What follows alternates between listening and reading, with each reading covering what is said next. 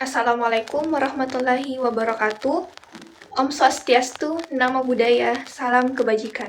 Saya Kalzuma Rafia dari kelas G, Fakultas Ilmu Keolahragaan dan Kesehatan, Prodi Administrasi Kesehatan.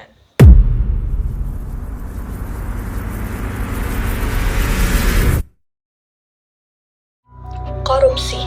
Pasti kita sudah tidak asing lagi dengan kata korupsi. Apa sih korupsi itu?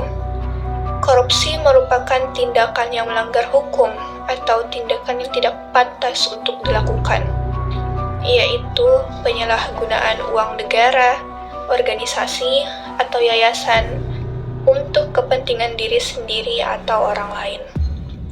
Korupsi juga dapat kita artikan sebagai tindakan-tindakan yang menyimpang dari tugas-tugas resmi jabatan suatu negara. Apa yang menyebabkan korupsi itu terjadi?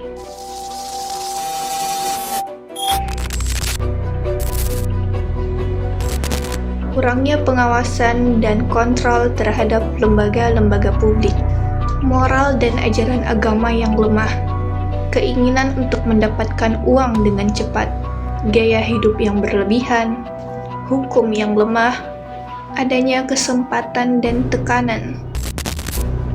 Dampak dari kasus korupsi yang terjadi di Indonesia yaitu kerugian keuangan negara, terhambatnya investasi, ketidakadilan dan ketimpangan sosial, menghilangkan kepercayaan publik terhadap demokrasi, dan ketidaksetaraan dalam akses terhadap pendidikan.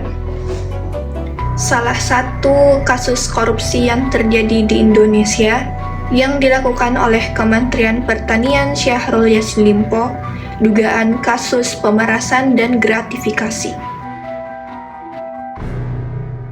Yang menetapkan mantan Menteri Pertanian Syahrul Yassin Limpo sebagai tersangka dugaan divonis 10 tahun penjara oleh majelis hakim atas kasus gratifikasi dan pemerasan.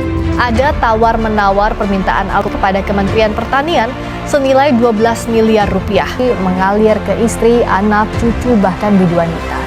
Untuk terdakwa Syahrul Yassin Limpo. Di balik skandal yang menimpa Syahrul Yassin Limpo adalah dugaan kasus penyalahgunaan kekuasaan saat menjabat sebagai Menteri Pertanian. Syahrul Yassin Limpo diduga menggunakan posisinya untuk mengarahkan bawahannya, termasuk pejabat eselon 1 Kementerian Pertanian, untuk menari dana anggaran kementerian secara sistematis. Siapapun yang menolak akan diancam pemecatan.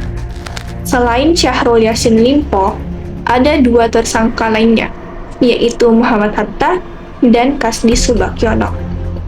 2 anak buah Syahrul Yassin Limpo ini merupakan koordinator pengumpulan uang dari pejabat eselon 1 Kementerian Pertanian, antara lain untuk kebutuhan pribadi dan keluarga Syahrul Yassin Limpo.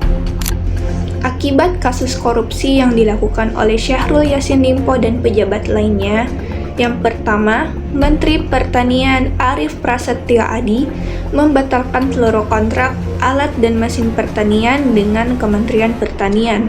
Yang kedua, dampak bagi Partai Nasdem.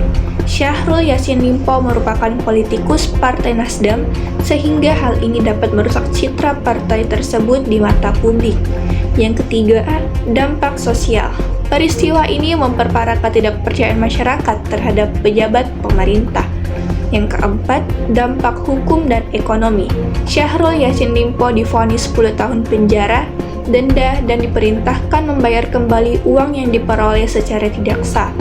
Dan yang terakhir, kasus korupsi ini memberikan dampak langsung dan signifikan terhadap kesejahteraan petani. Yang pertama, penurunan bantuan dan subsidi. Yang kedua, kepercayaan petani yang menurun. Dan yang ketiga, keterbatasan akses teknologi dan pelatihan. Lalu, bagaimana dengan peran masyarakat dan pemerintah dalam melawan korupsi? Peran kita sebagai masyarakat meliputi pengawasan, pelaporan, kampanye anti korupsi, dan mendorong transparansi. Sementara itu, peran pemerintah mencakup penegakan hukum, transparansi anggaran, reformasi birokrasi, pendidikan anti korupsi, perlindungan pelapor, dan pemberian sanksi tegas. Saatnya kita bangkit, lawan korupsi. Korupsi menghancurkan keadilan, melambahkan pembangunan, dan mencuri masa depan kita. Ayo bersama wujudkan Indonesia bersih dan berintegritas. Hentikan korupsi, mulai dari diri sendiri.